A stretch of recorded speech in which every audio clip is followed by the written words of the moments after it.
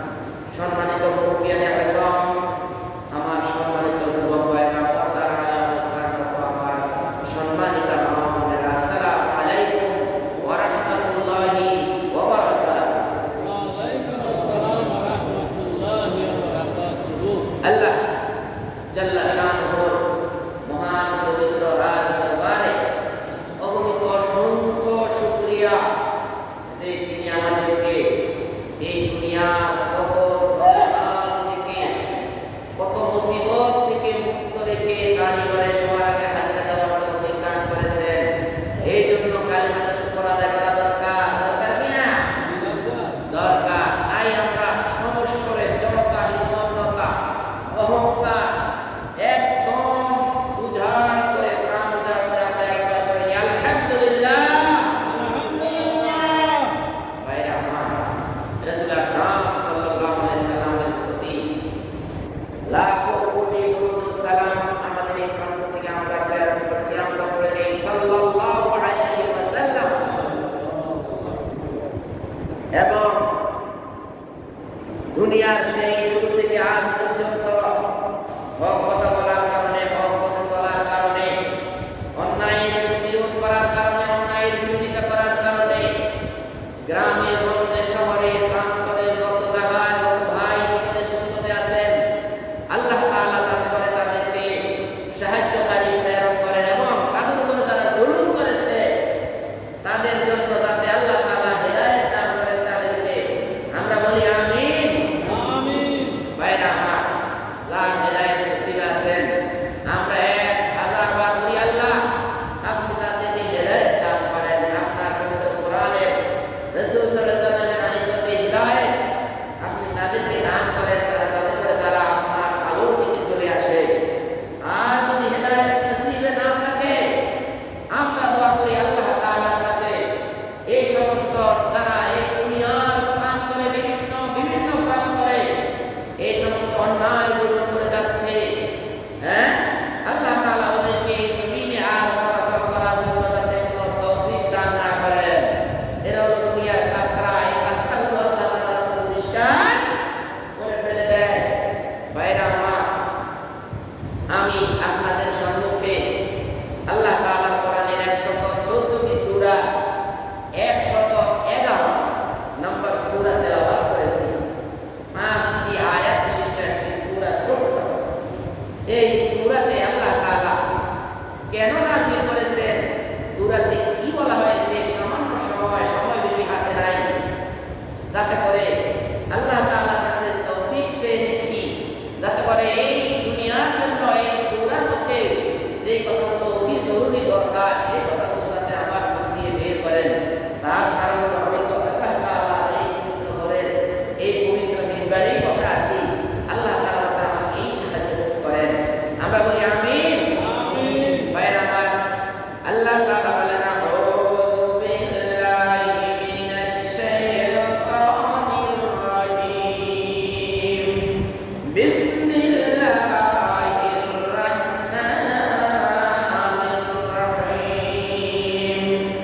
তাব্বাত ইয়াদা আবি লাহাবিন ওয়া তাব, মা আগনা আনহু মালুহু ওয়া মা কাসাব, সায়াসলা নারান যাতা লাহাব ওয়া ইমরাতুহু হাম্মালাতাল হাতাব, ফি জিদিহা হাবলুম মিন মাসাদ। সাদাকাল্লাহুল আযীম।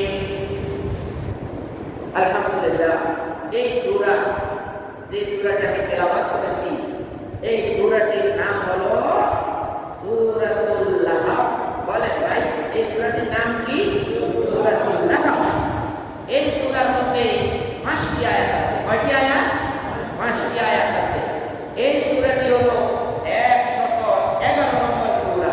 পবিত্র কোরআনের 114টি সূরার মধ্যে এই সূরাটির স্থান হলো কততম ভাই? 111। কত? 111। এই সূরার মধ্যে আল্লাহ তাআলা প্রথম আয়াতে যখন উল্লেখ হয়েছে তাব্বাত ইয়াদা আবি লাহাব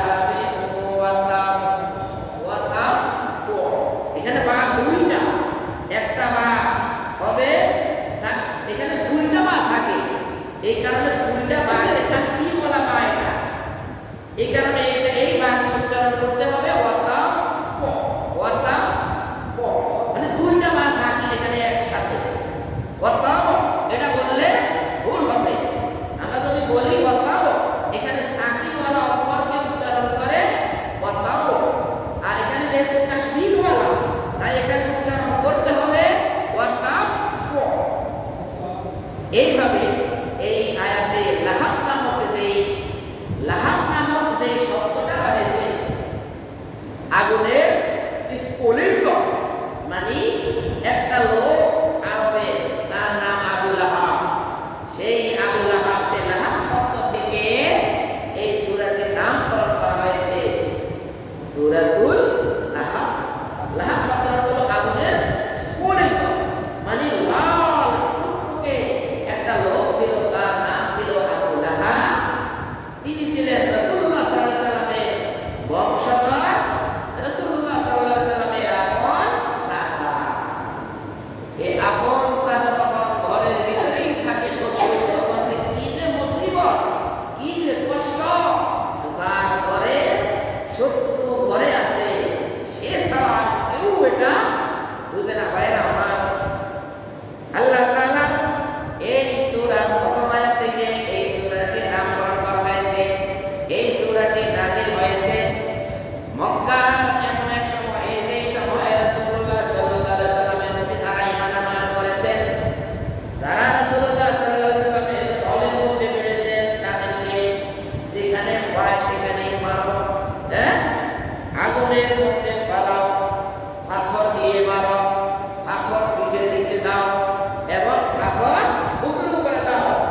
হযরত বিলাল রাদিয়াল্লাহু তাআলা যখন ঈমান আনয়ন করেছেন, তখন এই আবু লাহাব, এই সাহেবা মুগিরা, এই আবু সুফিয়ানরা সবাই মিলে উমাইয়া, এই উমাইয়া হুম ছিল, উমাইয়ার গোলাম ছিল কে? হযরত বিলাল রাদিয়াল্লাহু। এই উমাইয়া কি করলো? একদম ধারালো ধারালো পাথরগুলো বিলাল রাদিয়াল্লাহু পিঠের নিচে দিয়েছে। পিঠের নিচে দিয়ে ওই জায়গার মধ্যে সে বিলাল রাদিয়াল্লাহুকে শোয়াইছে। যে পাথর, আপনারা যারা আরব দেশে গেছেন আপনারা জানেন, আরব দেশে পাথর সাইকেলের চাকা দিয়ে ঢুকে যায়। 3 কোণাওয়ালা পাথর ধারালো, আমি গেছি, আমি জানি, আমি সাইকেল চালাইছি আরব দেশে। সেই পাথরগুলো যেগুলো সাইকেলের চাকা দিয়ে কাটার মতো ঢুকে সাইকেল পাঞ্চার হয়ে যায়, এই পাথরগুলো দিয়ে যখন বিলাল রাদিয়াল্লাহু পিঠের নিচে দিল এবং বিলাল রাদিয়াল্লাহুকে তার উপরে শোয়ালো, তার উপরে শোয়ায় তখন বড় পাথর তার উপরে দিয়ে এই রোদে, যে রোদের মধ্যে মানুষ এমনিতেই অজ্ঞান হয়ে যায়, সেখানে আর নিচে পাথর, উপরে পাথর, এখনো দেখা যায় কি পাথর। আজকের সমাজেও কি পাথর আসেনি? না নাই, পাথর আজকের সমাজেও আছে। বাইরে আমার এই পাথর দিয়ে চাপা দিয়ে যখন অত্যাচার অনাচার যখন তাওয়ার মধ্যে শোয়ে, যখন তাওয়ার মধ্যে শোয়ে আল্লাহ রাদিয়াল্লাহু তাআলা যখন ছিদ্র করে ফেলেছে, এই মুহূর্তে আল্লাহর রাসূল সাল্লাল্লাহু আলাইহি ওয়াসাল্লাম, রাসূলুল্লাহ সাল্লাল্লাহু আলাইহি ওয়াসাল্লামকে যখনই যারা তার সমর্থন করতো, যারা তার দলে ফিরত, তাদেরকে তাদের কাছে কি মাল বিক্রি করতো না? ভাই, মাল বিক্রি করতো না। দোকানে যখন যাইতো কোনো খাদ্য কেনার জন্য, তাদের কাছে বিক্রি করতো না। বাহিরের থেকে যদি কোনো মালামাল নিয়ে কোনো বণিকরা আসতো, তাদেরকে বলতো, এই শিয়াবে আবু তালেব, এরা আমাদের ধর্মদ্রোহী, এরা আমাদের ধর্মের বিরোধী, এরা আমাদের আদর্শ বিরোধী, এরা আমাদের জাতীয়তার বিরোধী। এই শিয়াবে আবু তালেব থেকে যে লোক আসবে, যেই মাল তোমার 100 টাকা, যেই মাল তোমার 10 রিয়াল, সেই দাম, সেই মাল তুমি 100 রিয়াল চাইবা। তোমার মাল যদি বিক্রি না হয়, মাল যদি পচে যায়, সব মাল তোমার ওই মূল দামে আমি কিনে নেব। এই ছিল আবু লাহাব। এইভাবে বলে যে রাসূলুল্লাহ সাল্লাল্লাহু আলাইহি ওয়াসাল্লামের দলের লোকদের কাছে তুমি কোনো মাল বিক্রি করবে না, স্থানীয় লোকেরা বিক্রি তো করেই না, বরং দূর থেকে কোনো বণিকেরা যদি আসতো, তাদেরকে বলে দিত যে তোমার সব মাল আমি কিনে দেবো যদি টিকে যায়, তারপরে এদের কাছে বিক্রি করা যাবে না। এইভাবে রাসূল আকরাম সাল্লাল্লাহু আলাইহি ওয়াসাল্লামকে শিয়াবে আবু তালেব বর্ণনা পাওয়া যায়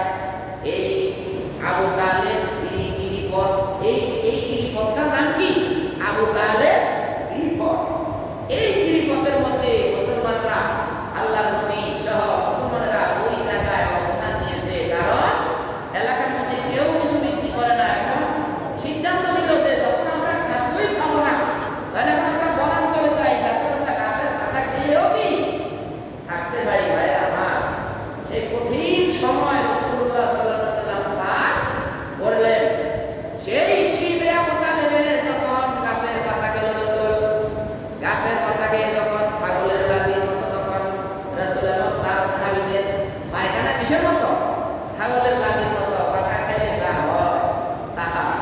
বাইরে আমার এইভাবে সেখানে যখন শিবে আবু তালেব যখন মুসলমানরা যখন বন্দী হয়ে গেল, তখন মক্কার এই লোকেরা তখন কি করলো? ঐক্যবদ্ধ হয়ে থাকে। তারা কি থাকে? ঐক্যবদ্ধ হয়ে থাকে। তারা তাদের জাতির বিরুদ্ধে, জাতির কারো বিরুদ্ধে, বংশের কারো বিরুদ্ধে কেউ বললে সবাই যাত্রায় পড়ে তার বিরুদ্ধে। তার কারণ হলো এইভাবে যদি ঐক্য না থাকে তাহলে কোনদিন সফলতার মুখ দেখা যাবে না। অথবা যখন বিচ্ছিন্ন হয়ে যাবা তখন তোমাদেরকে খাওয়া দিয়ে অন্যরা যা তা করতে পারতো। এখানে তার তো কি ঐক্য। এই ঐক্যের ভিতরে মক্কার আবু হাশেম, বনি হাশেম এবং বনি মুত্তালিব, বনি হাশেম, বনি মুত্তালিব এরা কি রাসূলের বংশ। এই রাসূলের বংশরা কি করতো? যারা রাসূলের উপর ঈমান আনছে, ভাই খেয়াল করে শুনেন, এগুলো একটা জানার বিষয় আছে ভাই। যারা রাসূলের উপর ঈমান আনছে তারাও রাসূলুল্লাহ সাল্লাল্লাহু আলাইহি ওয়াসাল্লামের সাথে শিয়াবে আবু তালেবে গেছেন। আর যারা রাসূলের প্রতি ঈমান আনেন নাই তারাও রাসূলের সাথে শিয়াবে আবু তালেবে গিয়েছে। যে আমাদের বংশের মানুষ সেখানে থাকবে, আমরা এখানে থাকবো, এটা হতে পারে না। কি ঐক্য তাদের গেছে, কি ঐক্য! রাসূলের প্রতি ঈমান আনে নাই, কিন্তু রাসূলকে তাদের বংশধর। আমরা আমাদের হয়তো দুনিয়ার স্বার্থের কারণে ঈমান আনি না, দুনিয়ার স্বার্থের কারণে আমরা বলি এগুলো কোরআনে নাই, কিন্তু আমরা আসলে ভালো করে বুঝি যে আসলে আমরা বলে আছি। দুনিয়ার সাময়িক কিছু লাভের জন্য আমরা বলি যে এগুলো কি কোরআনে নাই, এগুলো কিতাবে নাই। বিশ্বনবী মিথ্যা কথা বলে, বিশ্বনবী কবি, বিশ্বনবী জাদুকর, এই সব কথাগুলো কি দুনিয়ার কিছু ভোগ বিলাসের জন্য এগুলো বলা হয়। কিন্তু তারা ভিতরে ভিতরে জানে বিশ্বনবী সঠিক পথে আছে। বাইরে আমার এইভাবে যখন তারা রাসূলুল্লাহ সাল্লাল্লাহু আলাইহি ওয়াসাল্লামের সাথে শিয়াবে আবু তালেবের সবাই বনি হাশেম, বনি মুত্তালিব যখন সবাই চলে গেল, কিন্তু একমাত্র একটা লোক, ভাই আমার কথাগুলো কি শুনে, একমাত্র একটা লোক, কয়টা লোক? একটা লোক মাত্র ভাই রাসূলের সাল্লাল্লাহু আলাইহি ওয়াসাল্লামের সাথে তার বংশের সাথে নিমক হারাম করেছে। সেই লোকের নাম হলো আবু লাহাব। সেই লোকের নাম কি? আবু লাহাব। এইভাবে রাসূল আকরাম সাল্লাল্লাহু আলাইহি ওয়াসাল্লাম একদিন কি করলেন দেখেন, কেন নাযিল হয়েছে এই সূরাটা। এই সূরাটা কেন নাযিল হয়েছে এই লোকের নামে? না হয় আরবের মক্কার মধ্যে আবু জাহেল সবচেয়ে বড় কট্টর নির্বংশ ছিল, যার বংশলতিকা আজ পর্যন্ত দুনিয়াতে নাই। এই আবু জাহেলের নামে কোনো সূরা নাই। মানে আবু জাহেল রাসূলের বিরোধিতা করলেও রাসূলের বংশ থেকে সবসময় রাসূলের পিছনে থেকে এই লোকটা আবু লাহাব যেরকম রাসূলের ক্ষতি করেছে, অন্য কেউ এত বড় ক্ষতি করে নাই। সে এই আবু লাহাব কি করত? রাসূলুল্লাহ সাল্লাল্লাহু আলাইহি ওয়াসাল্লাম একদিন পাহাড়ের উপরে উঠলেন, এটা আপনারা সবাই জানেন। পাহাড়ের উপরে উঠে যখন বললেন, ইয়া সাবাহাহু, ইয়া সাবাহা, ও প্রভাতের বিপদ মুসিবত, ও সকালের বিপদ মুসিবত, এই কথা বলার সাথে সাথে আমার প্রিয় নবী সবাই বলল, এই লাখ টাকা উড়াইতেছে, কয় মুহাম্মদ ইবনে আব্দুল্লাহ। সবাই বলে, ও মা, ও লোকটা তো কি অনেক নির্ভরযোগ্য। সবাই সেখানে উপস্থিত। কোথায়? সেই পাহাড়ে সবাই উপস্থিত। এই উপস্থিতির মধ্যে যারা সরাসরি উপস্থিত হতে পারে নাই, সেই ব্যক্তি আরেকজনকে প্রতিনিধি করে পাঠাইছে, ভাই তুমি আমার পক্ষ থেকে তাড়াতাড়ি যা, হ্যাঁ তাড়াতাড়ি যাও, তাই খবর আমাদের মুহাম্মদ সাল্লাল্লাহু আলাইহি ওয়াসাল্লাম বলেন, সবাই বলেন সাল্লাল্লাহু আলাইহি ওয়াসাল্লাম। এই লোকটা কেন আমাদের সবাইকে সেখানে ডাক দিল? যাও শুনো। বিশ্বনবী তখন বললেন, ও আমার বনি হাশেম, ও আমার বনি মুত্তালিব, ও আমার আরবের লোকেরা, ইয়া আইয়ুহান নাস,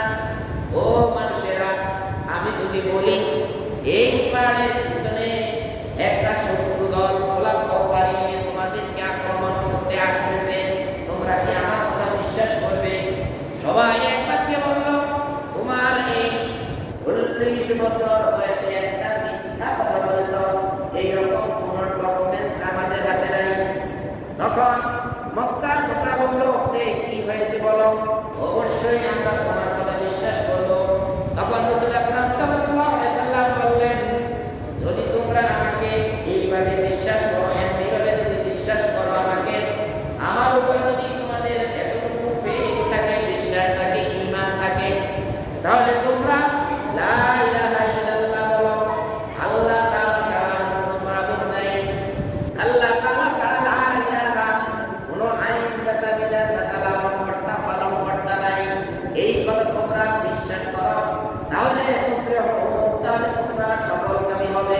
হ্যাঁ, ইয়া আইয়ুহান নাসু কুলু লা ইলাহা ইল্লাল্লাহ তাফলিহুন, হে মানুষেরা তোমরা লা ইলাহা ইল্লাল্লাহ বলো, তাহলে তোমরা সফলকামী হবে। ভাইরা আমার, এই সূরাটা কেন নাযিল হয়েছে দেখেন, তার একটা কারণ এখানেও।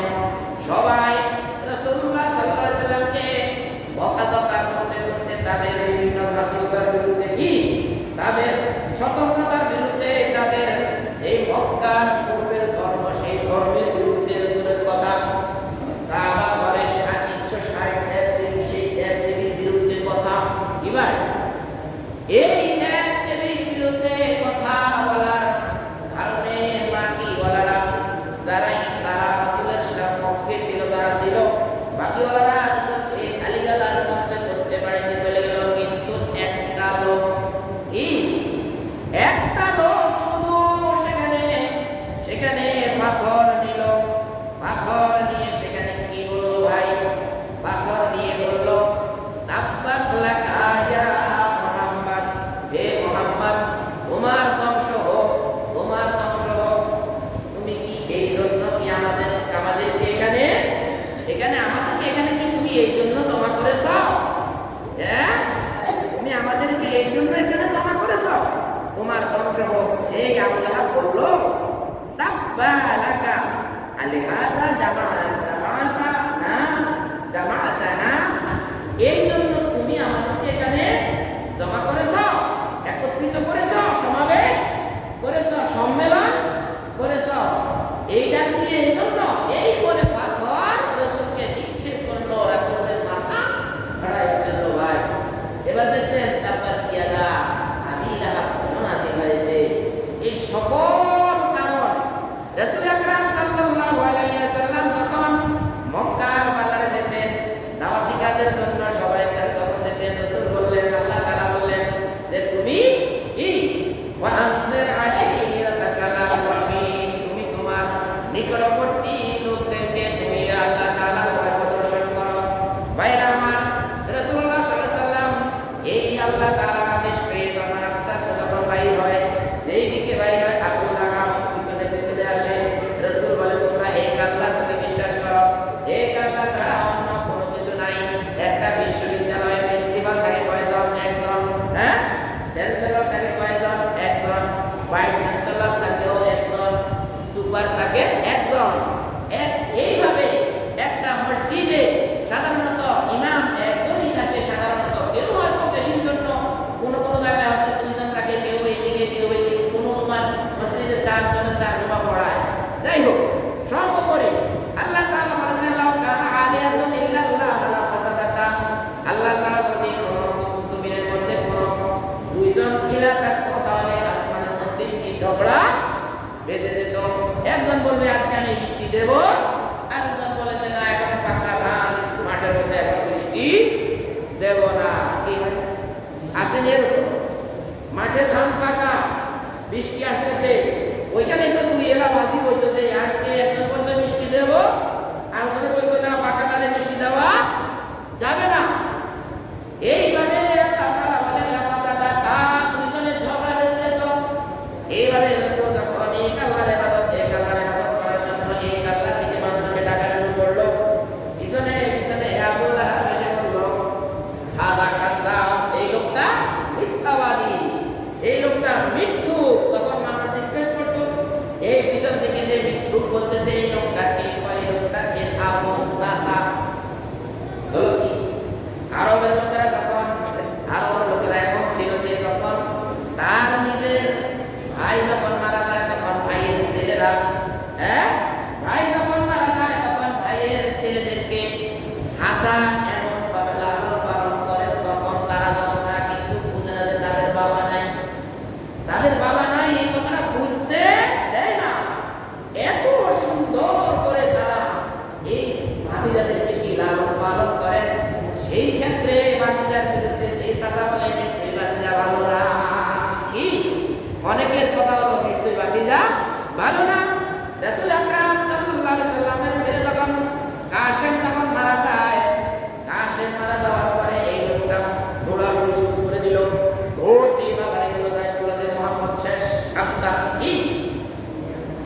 কাউসারের মধ্যে এই ঘটনাগুলো এসেছে।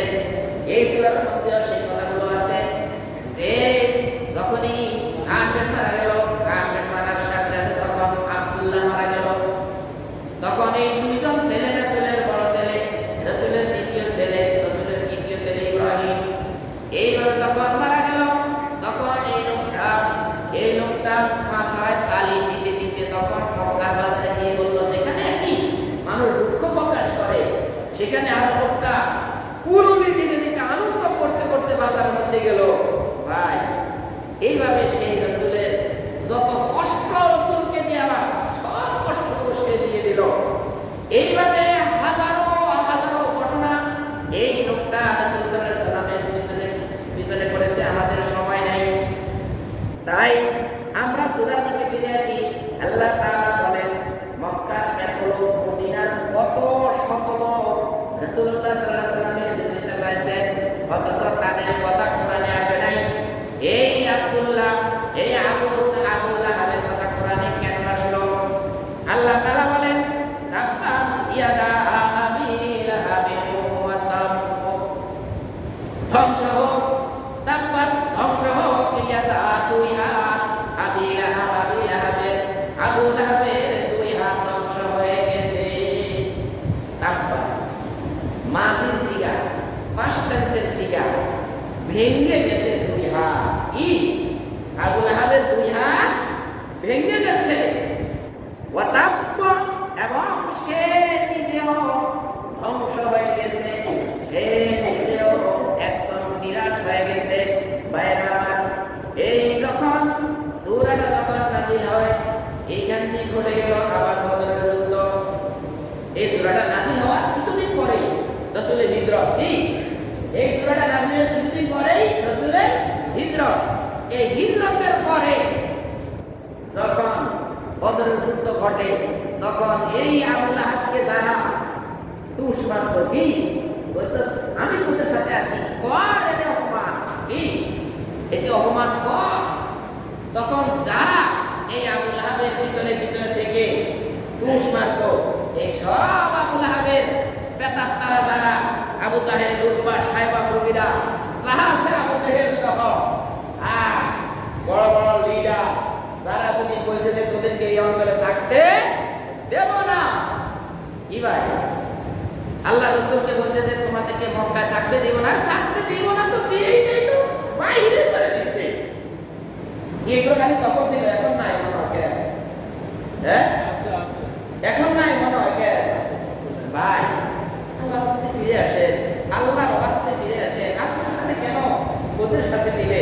আপনার সাথে কি বিশ্ব নবীর সাথে আবু বকর, ওসমান, আবু বকর, আলী রাদিয়াল্লাহু, এইভাবে ওমর রাদিয়াল্লাহু, এইভাবে আল্লাহর রাসূলের সাহাবীদের সাথে আপনার কর্ম কি মিলতে পারে না? ভাই, পারে না? আপনার কর্মের সাথে কি রাসূলের সাহাবী বিলাল রাদিয়াল্লাহু, সেই খাব্বাব, খুবাইব রাদিয়াল্লাহু, তাদেরকে শুলি দিয়ে, খুবাইব রাদিয়াল্লাহুকে শুলি দিয়ে রেখে দিয়েছে, গর্তে রেখে দিয়েছে একটা ঘরের ভিতরে, আপনার জীবনে কি তাদের সাথে মিলতে পারে না? যারা বিশ্ব নবীকে মক্কা থেকে তুলে দিয়েছে, দেশ ত্যাগ করে চলে যাও, এই দেশে তোমাদেরকে থাকতে দেব না, আপনার কর্ম তাদের সাথে মিলে কেন? ভাই, একটু চিন্তা করেন না। এই সামান্য হায়া, এই সামান্য রূহ চলে গেলে, দেখেন না আপনার সামনে এক ভাই রূহ চলে গেলে একদম সিধা হয়ে থাকে।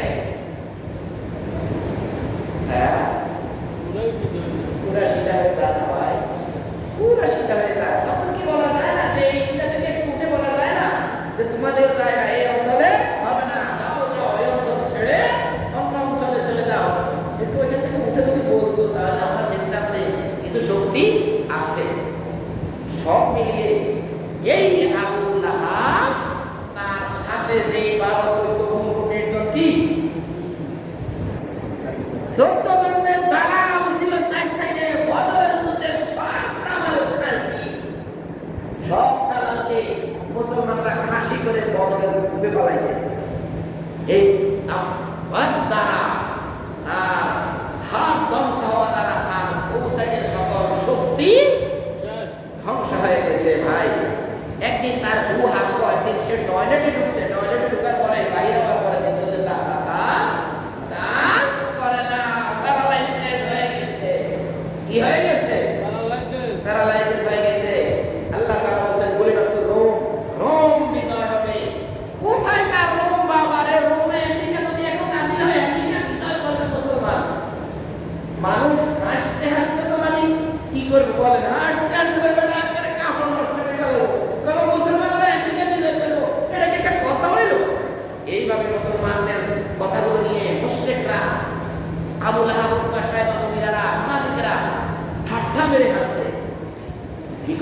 ওমর রাদিয়াল্লাহু আনহু আমলে সেই রোম বিজয় হয়ে গেছে। আবু লাহাবের হাত ধ্বংস হোক, সেই হাত কিছুদিন পরেই তার ধ্বংস হয়ে গেছে। মানে এখানে আমি বলতে চাইছি যেখানে মাজির সিগা ব্যবহার করছে তারপর এখানে ফার্স্ট টেন্সে সিগা ব্যবহার করছে, এখানে অতীতকালীন সিগা ব্যবহার করছে, মানে তার দুই হাত ধ্বংস হয়ে গেছে। কথা না আপনি যেমন ঠিক আছে, আল্লাহর কথাগুলো সত্য, কিছুদিন পরে শেষ। মা আমনা আনহু মালুহু ওয়া মা কাসাব, তার সমস্ত সম্পদ সে নিজের তার কোনো কাজে আসলো না, এই সমস্ত সম্পদ গেল। ওয়া মা কাসাব, এবং সে যা অর্জন করেছে গোলাম করে রেখেছে। ভাই 8 কেজি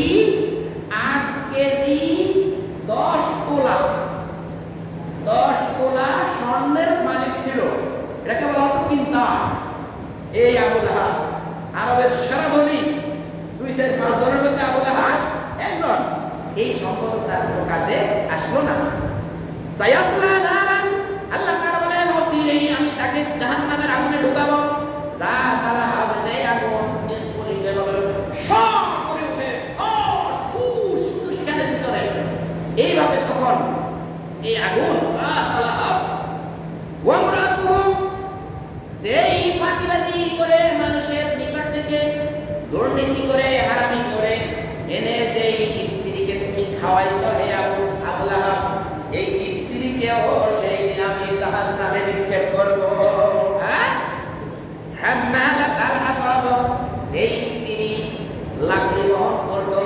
হাম্মালাতাল হাতাব অর্থ হলো লাকড়ি বহন করা। এখানে এই লাকড়ি বহন করা উদ্দেশ্যে আল্লাহ তাআলা বলে নাই। এখানে হাম্মালাতাল হাতাবের আরেক অর্থ হলো সেই কথা লাগাইতো, এই ঘরের কথা ওই ঘরে, ওই ঘরের কথা ওই ঘরে লাগানো, ভাঙানো, চুলানো, হ্যাঁ, এই কাজে সে লিপ্ত ছিল। তার গলায় থাকবে খেজুরের গাছের গোড়া, খালের গোড়ার যেই ভিতরে যেই আঁশগুলো এই আঁশ দিয়ে শক্ত পাকানো রশি তার গলায় পেঁচানো থাকবে। হাসরের দিন পেঁচানো থাকবে। আর আবু লাহাব তার স্বামী যেই জাহান্নামে পড়বে, ওই জাহান্নামে হাম্মালাতাল হাতাব, সে লাকড়ি বহন করে করে এনে সেখানে আরো ঢালবে।